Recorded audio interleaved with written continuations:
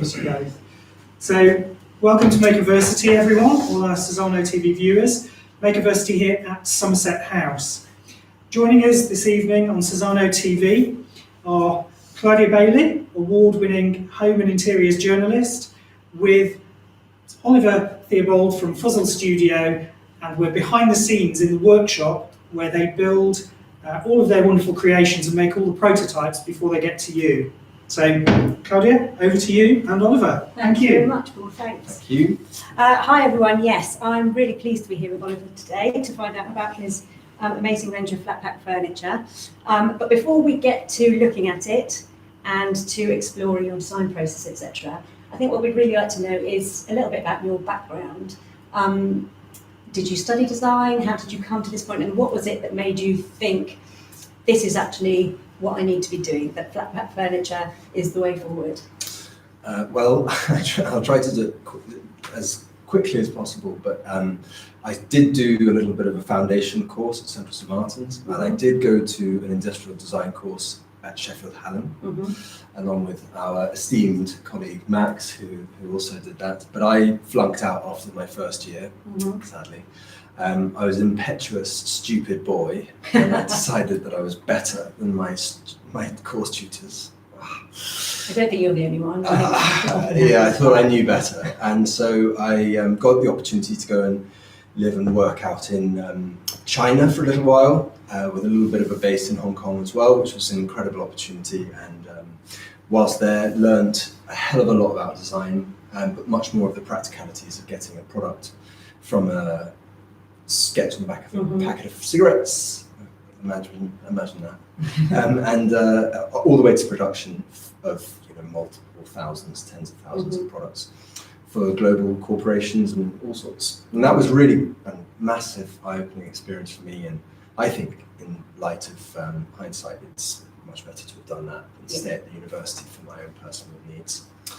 Then came back to the UK, spent some time at one or two different design agencies. I can describe some very odd things we came up with. Putting LED screens on the sides of buses many, many moons ago seemed pretty futuristic at the time. I then went on to go and do various things, but it took me further and further and further away from design, because I thought I was going to be an enormously well-paid CEO of some corporation or something, and I had these kind of delusions of grandeur about that, and found myself never getting anywhere very far with that, because I wasn't very passionate about working in other people's businesses. And I always found myself very frustrated, and I didn't work very well in the politics of an office environment. Right. And then my last posting was with a company based in Glasgow, a company I loved, the founder of which I'm still very, very close friends with.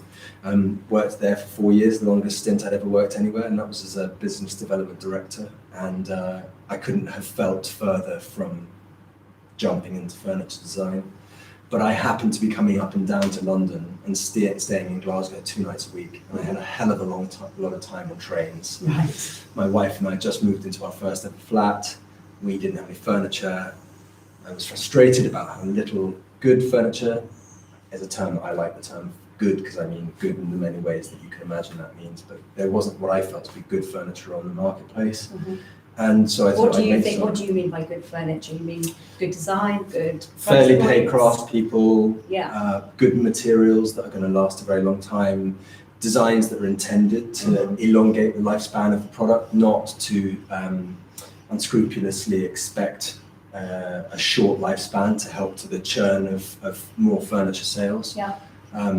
That sort of thing was a real bugbear of mine. So I always felt that a lot of the flat pack furniture was rather skeptically designed to potentially, I don't know, maybe they don't, but felt very much like they were generating more sales by making their products weak.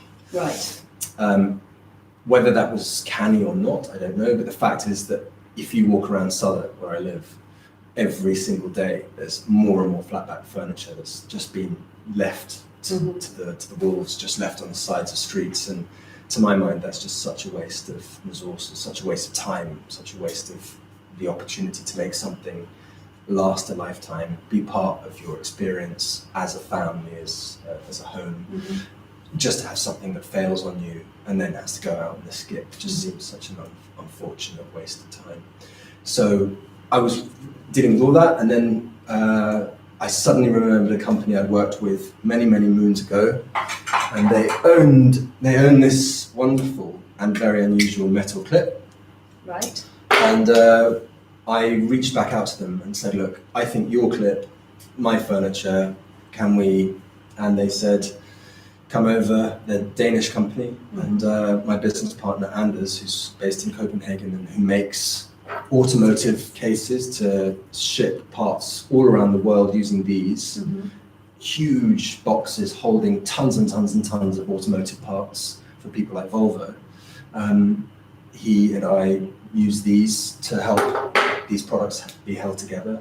And we've since designed things that don't use them, but it's been the genesis of everything. Really, so this clip wasn't actually designed for furniture in the first place, it was designed for holding huge boxes together. I see, okay. And so it was on those train journeys that I was kind of asking myself, I want something that can go together, come apart, go together and come apart myriad times. I want something that's incredibly strong and robust. I want something that's aesthetically quite challenging, because I find the idea of them quite impressive when you look at them, and I don't mean impressive in the way it's often said. I mean, it gives an impression on you, and it's, when I've been to trade fairs, it really splits opinion. Some people love them and some people hate them, so I've always referred to our furniture as quite marmite-y. And then they kind of fulfilled everything that I was hoping for. So the marriage with Cliplog, my partner company in Denmark, just seems like a phenomenal starting point for the business. And as I mentioned to you earlier, I have a few mentors, and I checked this idea with a few mentors who had previously always said my ideas were terrible and don't give up their day job. But they all resoundingly supported the idea of getting on with this business and finally making the leap. And that was my mid-30s, I think maybe 34 or something. And it was just before my wife and I started thinking about having kids. And as I said to you before, I think it was then a make or break moment, really. So all those things conspiring together at the same time meant that for the first time ever I thought I was going to make my own business. It was terrifying. Absolutely terrifying. So what were the first things, so talk us a bit through the design process. What were the first things then, for example, that you used these clips? Was it this chair, or was it? It was the first ever stool, actually. So I had never drawn a piece of furniture before in my life. I had certainly never been involved in the production of any furniture, and actually I had no background knowledge about furniture or interiors. I didn't know who Urkel was. I had no idea what a Herman Miller chair was. I just knew nothing whatsoever. I've learned a lot more, but I'm not the most knowledgeable person in the world. But at that time, I literally couldn't have been more wet behind the ears. So the stool seemed the least frightening thing. Having said that now, actually making something that you can stand on, jump on, sit on time and time again, hopefully last maybe even 100 years, that's a real challenge. And so we made the stool, it kind of worked. Then we thought, let's make a chair out of it. So the chair was a natural progression from the stool, but unfortunately chairs need a different center of gravity to stools, and so we couldn't get it to pass the tests. Oh my goodness, 5 years later. So the product that we have now, the original chairs, the stools, are very much like the first ever products that we made. And we're releasing we will be releasing some more versions of them in the future, but the fact remains they're very, very similar, but what they are is robust. We can produce them confidently again and again and again to ensure that people are never put in a dubious position in terms of their safety, because actually it's not really a joking matter. If someone sits on a chair and it collapses underneath them, all sorts of things can happen. And chairs are supposed to be sturdy, because you're supposed to be able to lean on them. You're supposed to be able to be confident that they're not going to fall over when you stand to reach something in the top cupboard. And like building those things and then putting them out into the real world is terrifying, because in the early days I was up all night terrified if someone was going to fall off the chair or what was going to happen. Did you have any proper disasters when you were making the prototypes? Well, my wife gets so frustrated because all of our house is made up of prototypes. And so I every single product we have, and the team have started doing it as well, we basically fill our homes with the products, particularly the new ones, so that we can test them really ruggedly and make sure that they do their job to the level of expectation that we set ourselves. And we set ourselves very high expectations. Well, I know you said we were going to come on to talk about finishes, but the finishes is one of the biggest things that we've changed in the past 24 months or so. And never having really understood that side of things very well has meant that I've had to rapidly accelerate the testing process, and the best thing I could come up with was just throw my toddler at it. So if you want to really test a wood surface, you need 2 toddlers and 3 meals a day. Exactly, with a plate of and they food and a will small absolutely child. wreak havoc. Yeah. And our tables stand up remarkably well for a wooden finish, and they look as good today as they did when we put them together for the first time, and it's a real testament to the partners we work with. Okay, so tell us about that. So maybe tell us as well, so now how many pieces do you have in the range now? Do you know? So we've essentially got 2 main furniture lines: the originals range, which is comprised 3 seats, a bench, a chair, a stool; the row table, which is our coffee table and dining table, but often people use it as a desk, and I myself use it as a desk, which you can change into a coffee table if you were so choosing, and that's great for making best use of small spaces. My wife multifunctional. Exactly. My wife and I live in a teeny weeny flat in London, and 2 kids have just popped up, and the teeny weeny place is now bedlam. Making best use of spaces is really important to us, and the row table is a really nice piece that does that. We've also got other small tables which we use in our kitchen and places like that. But then about a year ago, what cropped up was my absolute burning desire to have some shelving, and I had some sketches about the shelving that I wanted to do, and a really great partner of ours who stocks our products in Glasgow, who I just think you guys will love her. She's fantastic. Claire at Iron Nomad. She said, "I need some shelving for my new shop." I said, "Well, I do have this sketch." She said, "I want it. Get on it. You've got 6 weeks." And Max and I jumped on that task, and the first prototype was done. So those are the main ones. Yeah. How long does it take then when you've decided, right, or does it vary? I imagine it might vary from product to product. When from you're like, we need some shelves, we're going to do a sketch, and you do all the design work yourself, or you work with? What's really lovely is that when not going too far back, the answer would have been that not only was I an accountant and this and that and the other, I was also the only design resource in the company because I was doing absolutely everything.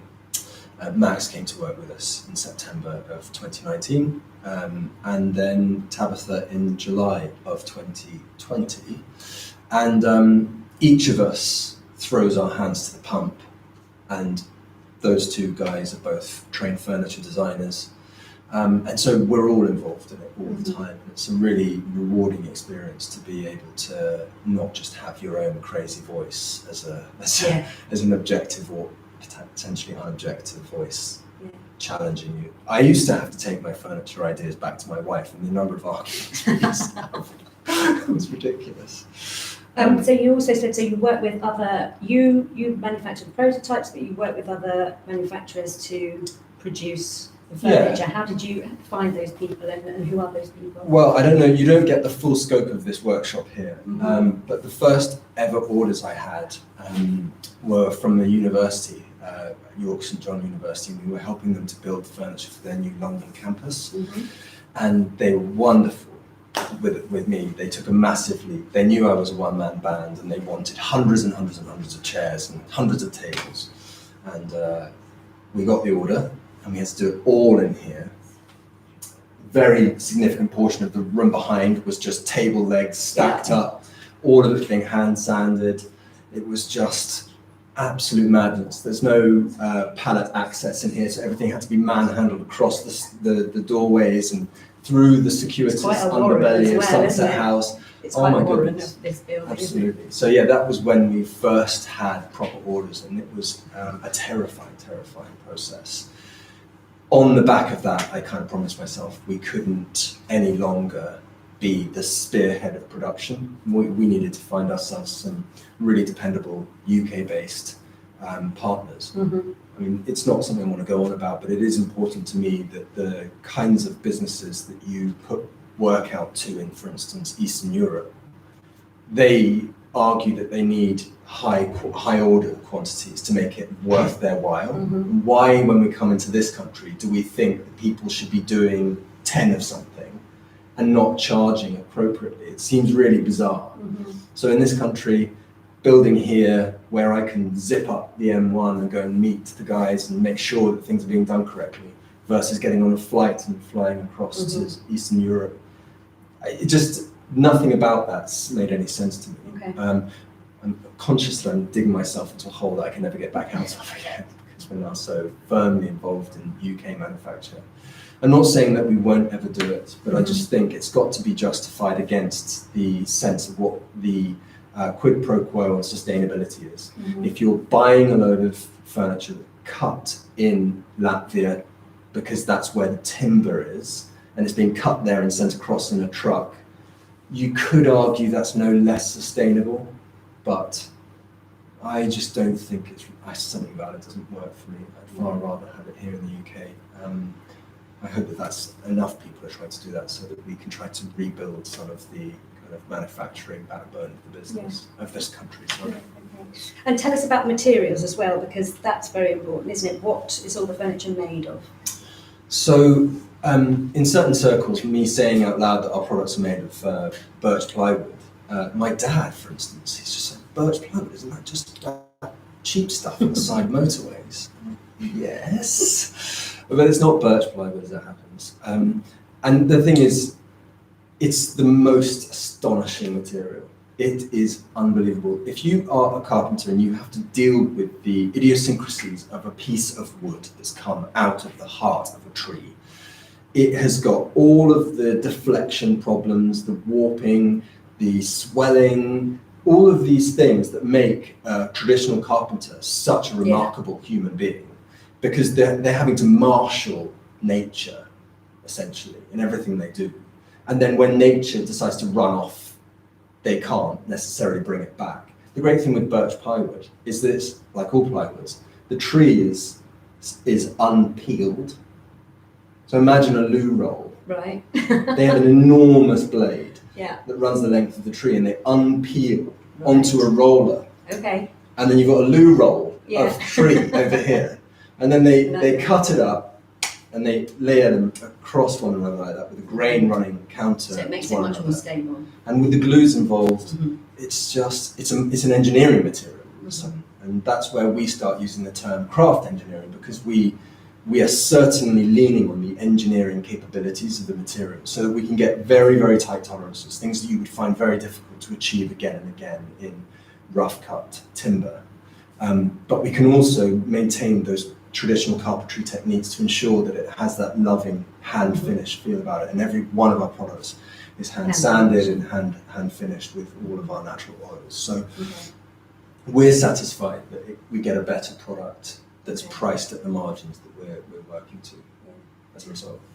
Why don't you show us how easy it is? I had a go at doing this earlier. We had a go at doing this earlier. I think I but didn't beat my it own is- personal record. It is quite remarkable how this works. It looks very, very easy indeed. So this You is make the it look C very, pad. very easy indeed. I'll try and do it quickly. Paul's going to tut at me for not having done it as quickly as I ought to have done it. You don't have to do it too quickly, just so that everyone can see how it works. So these talk us through it. pieces fitting together, Yeah. as I was discussing, this needs to be done again and again and again, and it needs to be able to last a very long time. And this is this CNC cut? Correct. So the CNC machine is our best friend, really.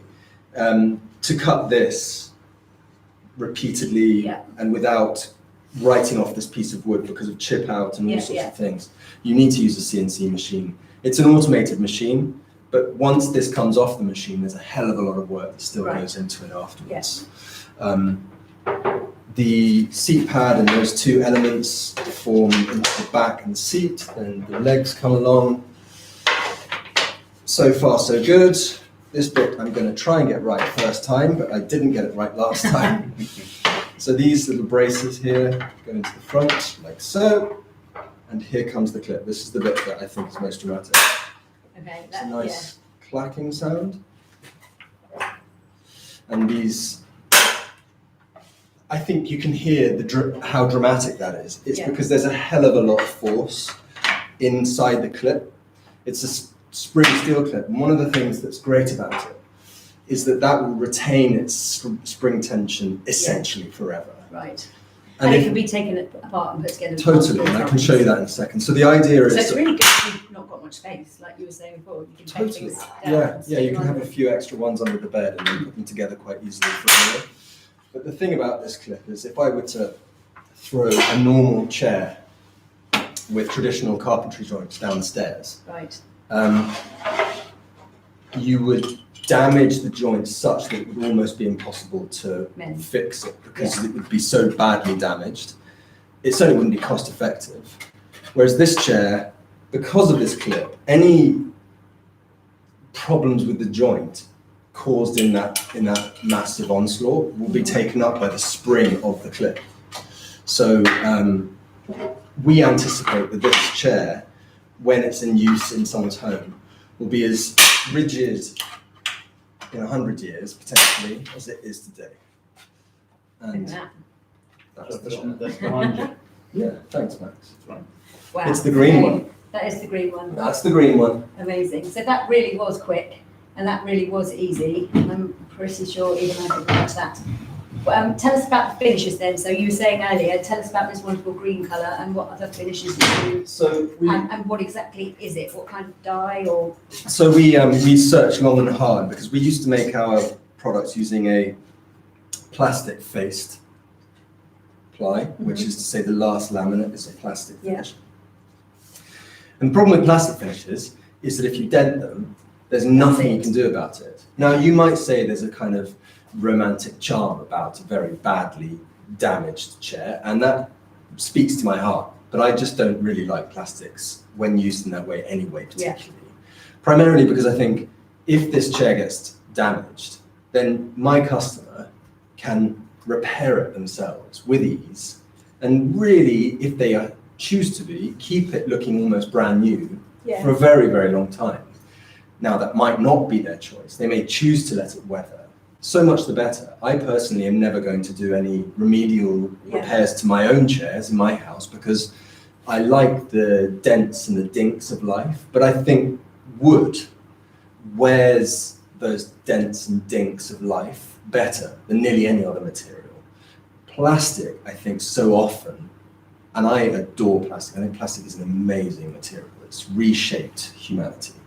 But for things like furniture, I think it can sometimes make things look tired dramatically earlier than they should. And I think it's much harder to gain that kind of beauty back. They don't age, they don't wear their bruises well, I don't think, plastics.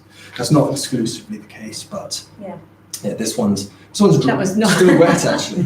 So what kind of dye is it that you use on this? So it's an all-natural water-based pre-colour dye, which has got a number of different custom-made colours that we ourselves came up with, and they've all got silly names. I promised myself I would never name colours things like elephant breath. But unfortunately I did. This one's lobster. The reason it's called lobster is because I remember very vividly holding a live lobster in my hands once, and the iridescent bluishness of a freshly caught lobster is really transfixing, and there's some really dramatic colour variation in the surface as you see it glinting in sunlight, and I don't know why I was possessed to say it and now I can't unsay it, so it's called lobster. The red is tomato, the green is a bit more obviously moss, and the yellow, which is so punchy, is called pollen. Right. But we seem to be really in love with those colours. I think they work quite nicely. And any plans to do any more, or are you going to keep that kind of palette as it is? I think we're going to keep the colour palette. Can people have them in natural, or is it? Yes, so you could just have it in natural, and that's really lovely. Most of the versions of these products that I've got are in natural. I just felt that we wanted to have the capacity to bring colour into the wooden sphere without it necessarily meaning that you didn't retain a tactile response. So the oil that layers on top of the water-based pigment doesn't layer at all. It goes into the wood. So what you're touching here is wood. It's still the wood. You can still feel the wood. And you can put remedial oil finishes onto it forevermore, and it will continue to operate much like people used to when they used to oil cricket bats.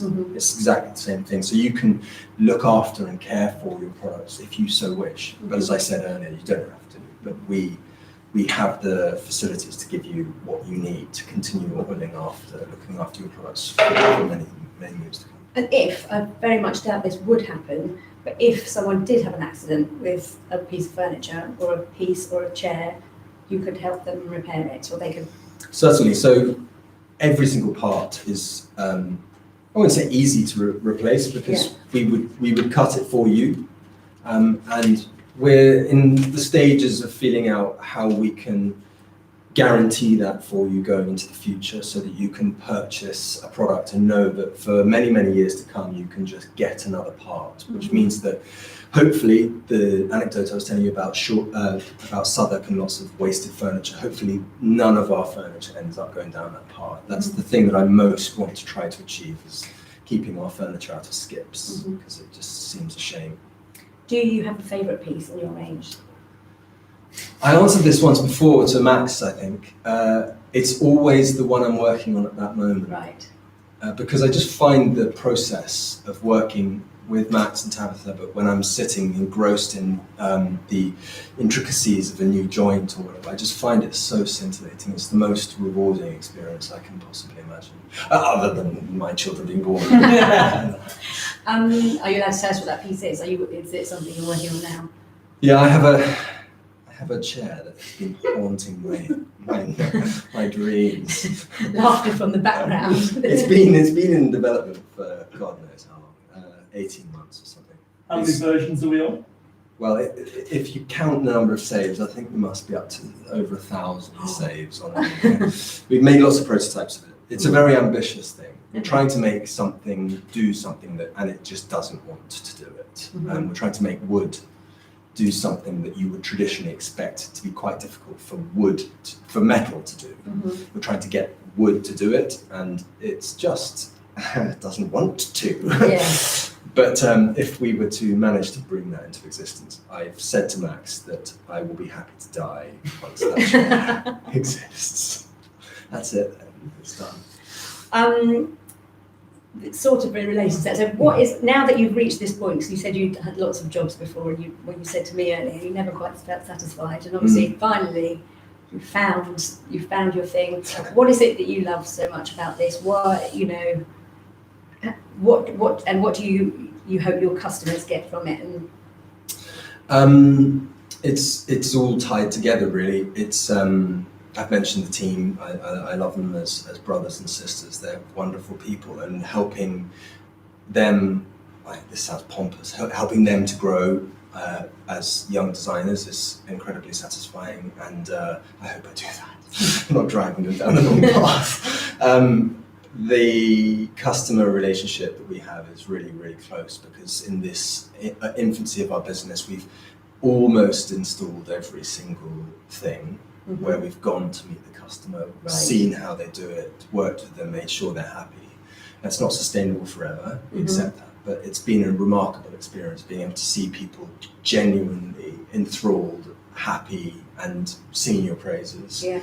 I've gone as far as to fly over to Belfast to go and help put someone's table together, because it was opening up that marketplace, and the person was just like, "What are you doing here?" Sure, you shouldn't just come all the way to Belfast. But we've got a phenomenal relationship with that customer now. So yeah, I think the makings, to have a job where you come and make something and dream up silly things and try to make them useful to people, finding that they're useful to people and indeed to yourself. And yeah, I mean, my wife likes some of the things that we do, but, some more than others, and she has her favourites. But we have got all of it in various states of undress, because it's almost all prototypical. Yeah. But yeah, that just, I don't know. It's all wonderful. And what is the feedback from customers? Obviously positive. Yeah, I mean, I've only known customers be remarkably charming and kind and where we've had to lean on their patience, they have been remarkably patient, and that because we're not immune to the problems of making things. Sometimes things turn up wrong, and you have to go to the customer, explain why it's happened, and then tell them that you have a plan. This is the plan that we're going to use to try to bring it about to a good ending, and please be patient with us whilst we make that happen.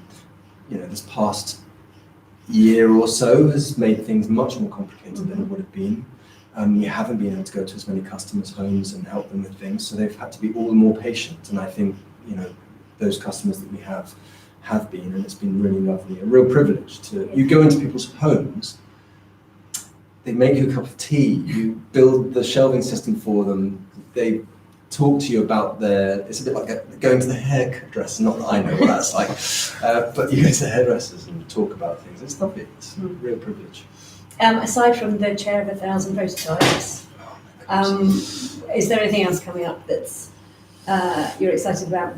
We're trying to make an outdoor table. Right. The one thing about all softwoods and indeed many hardwoods is that you can't necessarily take wood outside with confidence if you want to leave it out in the wind, the rain, the UV forever. So we're not allowed to say who we're planning to work with on this, but we've got someone we're trying to work with who's going to bring together a product that they have with a design of ours, and hopefully those two things pulled together will make a really, really sustainable, like an incredibly sustainable outdoor furniture range that would be a lovely accompaniment to what we already do, very much addressing a marketplace with things we've already learned, which would be lovely because it would mean we won't have to completely start afresh. Yeah. And then things are picking up again after this year. I think it depends what size of business you are. We're obviously a small business, and the hugely turbulent, tempestuous winds of change that we've had over the past year has been quite difficult to chart a course through. If you're a bigger business and you've got a really well-known brand name, I understand quite a lot of the big furniture companies have had their best years ever. Yeah. We've not been able to boast of that, I have to say. It's been a difficult year, but we are starting to see things opening up again. We used to have quite a lot of cafes and universities and people buying our furniture, and of course there's been none of that at all. So with a mixture of determination and a bit of help from here and there, we've managed to keep going, and we continue to do so. I'm very excited about the next 12 months. Yeah, excellent.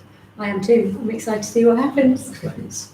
Thank you so much anyway. I hope everyone who's watching has enjoyed that. I hope that you're keen to take a look at the furniture and investigate a bit more. I know I am. And thanks for being here. And on behalf of Cezano TV and Cezano.com, I'd like to thank Claudia for joining us this evening and going behind the scenes with Oliver from FUZL Studio. Thank you very, very much. I really appreciate it. Just to let everyone know, all the products are available on Cezano.com and more on FUZL Studio as well. So thank you very much. Thank you.